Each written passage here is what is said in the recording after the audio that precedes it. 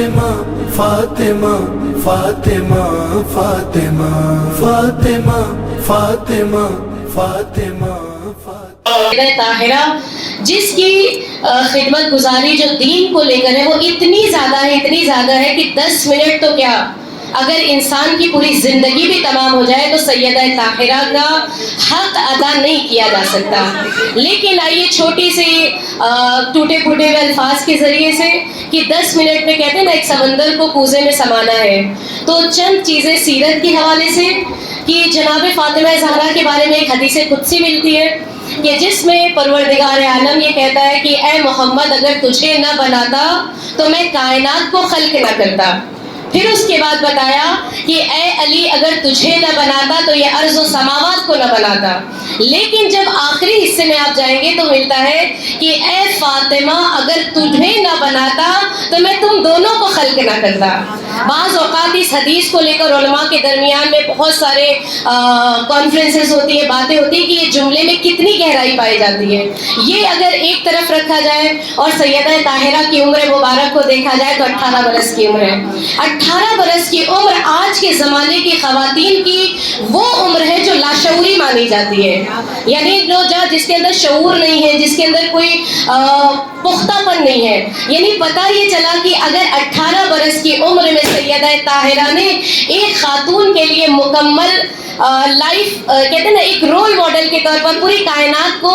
بتایا کہ اگر ایک خاتون اپنے مقام کو سمجھے, اپنے مرتبے کو سمجھے, اپنی تمام تر قوتوں کا استعمال کرے تو وہ سیدہ طاہرہ کی حقیقی خادمہ بن سکتی ہے.